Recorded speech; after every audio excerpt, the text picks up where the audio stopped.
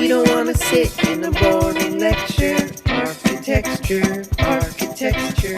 We want to think outside the box. Architecture with Burlington Fox. Hi, welcome to Architecture, the internet's top building explanation show. Looking for a firm foundation in architectonics? Well, from girders to gambrels, wainscot to widow's walk, architecture has got it all. I'm your host, Burlington Fox, and I'm here to give you a window into the world's greatest buildings. This week, I will do that 4 times.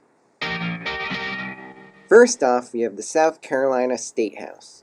Located just over the border at the bottom right part of North Carolina, the State House was designed by Walter Gilbert many years ago. Gilbert was an enigmatic architect. According to tour guides, despite its name, the State House is not actually a house. It is more like an office building for people who work in the government. But what does this building mean, you're asking? Alright, I'm getting there. The key to understanding the SCS lies in its columns. Notice how many there are. 1, 2, 3, 4, I think it's 12. Each of these columns represents a pillar, which in turn represents a step on the road to recovery from addiction. And as for me, why, I'm addicted to architecture, and I need my fix. Well, I've got just the thing. This next building really puts the texture in architecture. Winston Bugle, stepfather of Carl Palmer of the English progressive rock supergroup Emerson, Lake and Palmer, designed this private home/studio for his stepson as a special retreat for percussion overdubs during the recording of the album Tarkus. Just look at how smooth and rich, but simultaneously glassy a texture this building exudes like a rich musk. In this case, the musk represents nature. The building itself represents man's struggle to master nature, and the texture represents grumpiness. Gosh, I just can't stop looking at this one.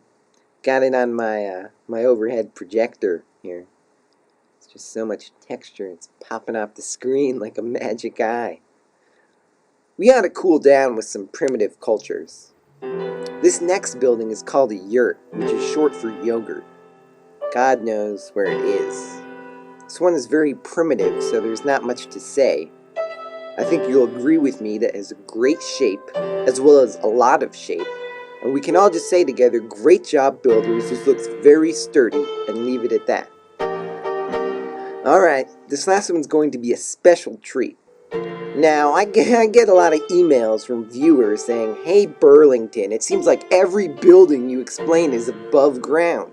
What is the deal with that?"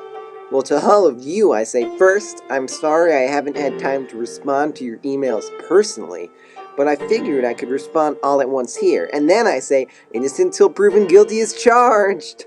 So bottoms up, we're going underground to one of the biggest man-made tunnels in the world, the Eiger Tunnel. Hey, wait, don't strap on that headlamp just yet. We've got to talk about the architect.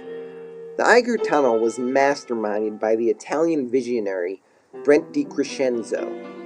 DiCrescenzo is primarily known as one of the foremost parkitects of both the 1970s and 1990s. He designed classics like the Macy's parking lot in Chicago, where there is this weird upside-down car, and the Père Lachaise Cemetery parking lot in Paris, kept permanently empty out of respect for the dead.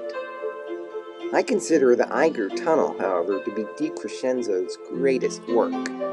Located in the Swiss Alps under Mount Eiger, the tunnel is remarkable for its size. In fact, though it's hard to get a good sense of it from this shot, the volume of space in the Eiger is actually greater than the volume of the mountain on top of it.